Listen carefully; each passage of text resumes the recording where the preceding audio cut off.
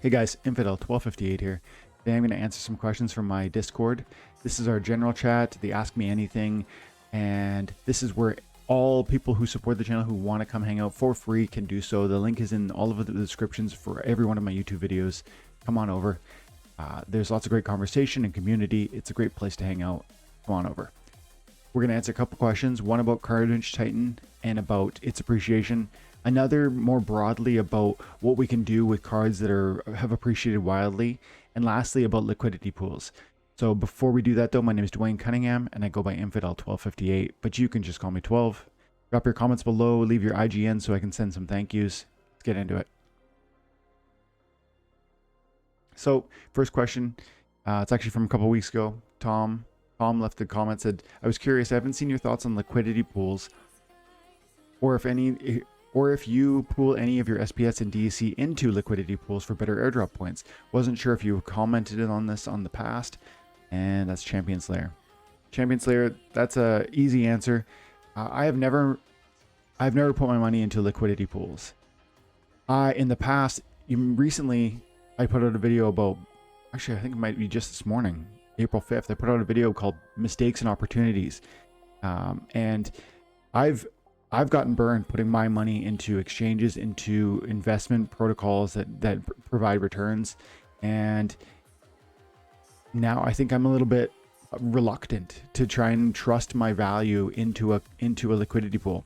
That's not me saying that I think they're distrustworthy or untrustable. It's really me saying that I was burned and now I'm really reluctant to just figure these things out. But I am convinced by people I really trust that liquidity pools are great and amazing, and there's such great, excellent opportunity there, specifically on the DEC SPS.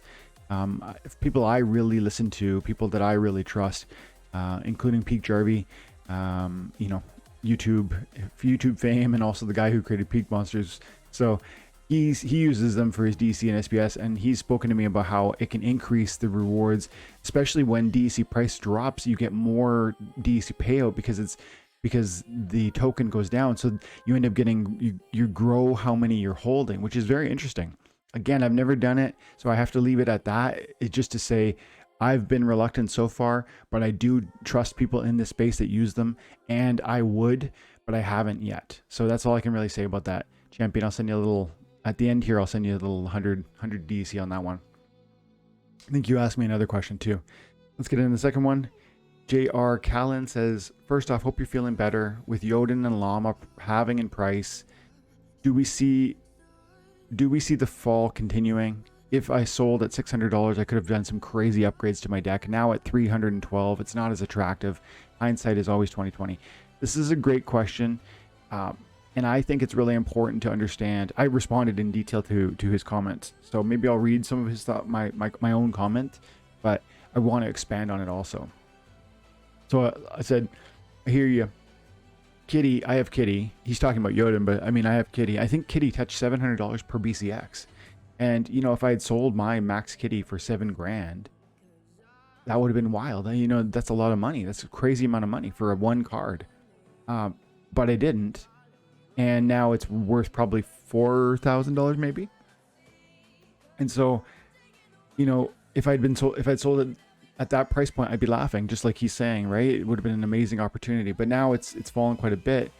And the question is it going to keep falling? I think it's really important to say right out of the bat, nobody knows what's going to happen in the short term.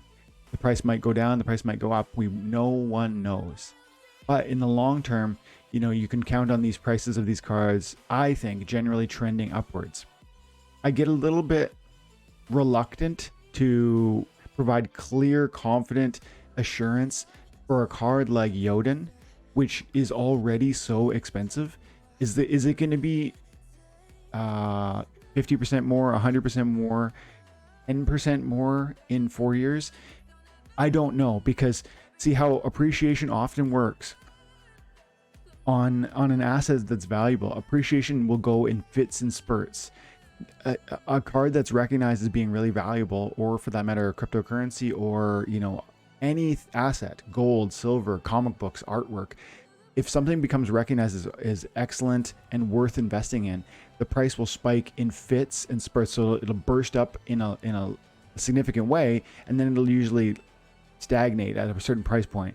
And at times it'll do that again. You know, you can't predict when, but I never try to predict when. And so he is asking me, you know, what's going to happen in the short term. And I want to say really clearly, I don't know, and no one knows.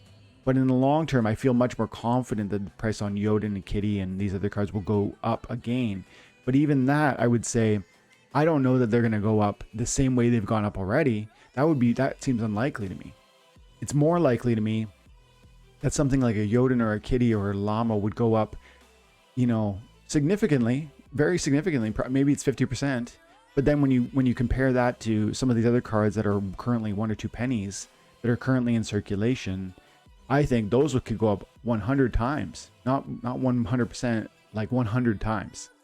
And I'm not promising that, but I do think some of these cards will do that. I know some of them have in the past, and that's my view on some of these cards that haven't yet appreciated. And so try to take that as a full piece of advice. It's like, is it going to go up in the future? Yeah, probably. Will it move? How will it move in the future? Dramatically or insignificantly? I don't know. And then compare that to the likelihood that a card that is good but hasn't appreciated yet going up, and what magnitudes of growth might you see with card A versus card B. For instance, card A is your Jotun, card B is Pellicor Mercenary, which hasn't appreciated at all, is currently in circulation, is an excellent card, is in my opinion a carry tank. You know what I mean? Like, is it the Mercenary? I better make sure it's the Mercenary, the green one, the Pellicor Mercenary. I figure this is a carry card, so I think the regular foil version of this card could go up to be $1. That'd be 50 times its current price point. Well, it's 2.5. Yeah, roughly 50 times. I think Llama. I think Kitty. I think Jotun. I think those ones are probably more likely to go up in a far less dramatic fashion from where they're at. Not to say they won't go up, but what if this was $1,000? That's a 2.5 or a 3x. If this went up to $1,000, it's like a little bit more than 2x. You see my point? That might sound gigantic. Wow, $1,000. But it's almost insignificant in comparison to the growth that's possible and potentially available to you in some of these cards that haven't yet appreciated at all. So it's never about will it go up from here. It's always about how will this asset go up in comparison to other assets I also like and want and would be willing to hold, because that's where you're gonna be able to move from one into the other. And that's the core of your question. You said, if I had been able to sell it for $400 or whatever it was, that would have been great, and I could have transformed my deck. You still can today, but you're being caught by the you're being caught in the trap that is, oh, I wish I had more. I wish I could have sold it for more. I wish, what would I have done if I had 400 or 500 or 600? Now that it's only 300 or whatever you said it was, it feels like it's not enough. It's 385 today, I guess. So that's 300 for high bid, 385 for low buy. So, you know, it's, again, stop thinking about, don't be distracted by opportunities that are gone. Focus on what's in front of you.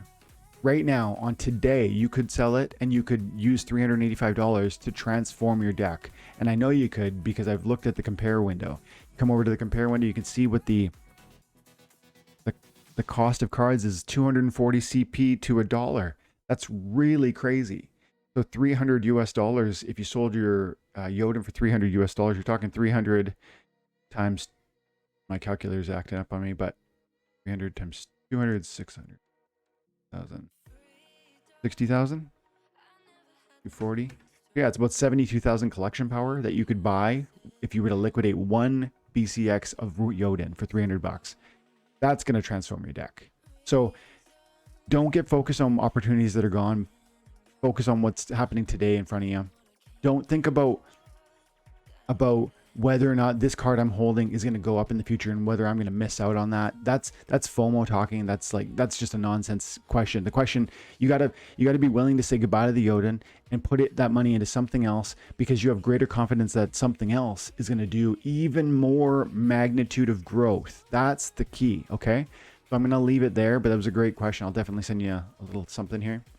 Titan is the last one. I think J.R. Callan was the last guy there. Yeah. J.R. Callan. Okay. So I don't see your name, but I'm going to try and find it, and I will send out some thank yous on that one also. Thank you for the question. And lastly, on Carnage Titan. Titan is pumping right now, worth more than Mycelia. This was posted March 23rd, so a week and a half ago. Carnage Titan's pumping. You playing him at all, and what levels? And I don't see the value. So I definitely see great value in Titan. The double strike is just really amazing, and I think you position him wisely with the taunt in the back line. You can put Grund in the first, Titan in the second, taunt in the back line, and you're going to do quadruple strike on the front line. Maybe throw some Inspire in there and watch out, danger. So I do disagree. I think he's amazing. I don't know if the price is going to continue to pump. I never know what's going to happen in the short run. I only think about these things in the long run. In the short run, I think Titan is, who knows, about price, but I think in the long run, it is going to go up. And there was one more question on Titan earlier. Okay. And then J.R. Callan also asked earlier, on the 27th of March, will Carnage Titan keep going up like this? Is this just sustainable? I want to max him out, but now feeling doubtful about these prices. And I said to him, short-term price equals no one knows. Long-term price equals yes, definitely keep going up. That's my strong view, man, on these amazing cards that just launched that are currently still being issued because they're inside packs. Their prices are likely to probably decline or stay stagnant for the most part. Because remember, there's a ton of Carnage Titans inside those Chaos Legion packs, and they're going to keep coming out as we move forward and sell more and more of those packs. Seems like we're going to be selling Chaos packs until the end of the year, at least now. Who knows? But as a result, that means there's going to be this trickle of new Titans that are coming on the market, which probably has a downward effect on the price. But long term, there will eventually be no more being released, and there will always be, as far as I'm concerned, and you ask yourself this, do you believe this? There will always be more people coming to this game because this game's fun and entertaining, and it has a great vision and development for the future. If you agree with that sentiment, then you probably should conclude, as I do, that the price of the Carnage Titan will go up in the long run. Whether it goes down $1 over the next couple of weeks or up $3 in the next couple of weeks, I don't know. And I don't even try to know. I don't even try to care. I just dollar cost average myself into a position that I'm satisfied with, meaning I'll buy as many of them as I feel I need, regardless of whether the price is up today or down today. I just want to get more copies.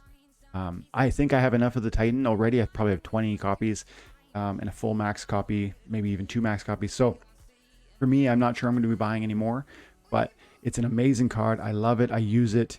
And the only reason I'm not using it last few days is because I'm delegating it to a good friend so he can kick some butt in a tournament. That's all the questions for today, guys. If you have similar questions, you can drop them here in the Ask Me Anything public domain of my Discord. And every time, this is the first time I've done this in a while, but I saw there was 3 or 4 great questions, and so I wanted to do this. But if you leave comments, make sure you drop that IGN, and I will send some thank yous. I'm going to do that off camera, not to waste any extra of your time. Have an amazing day. God bless.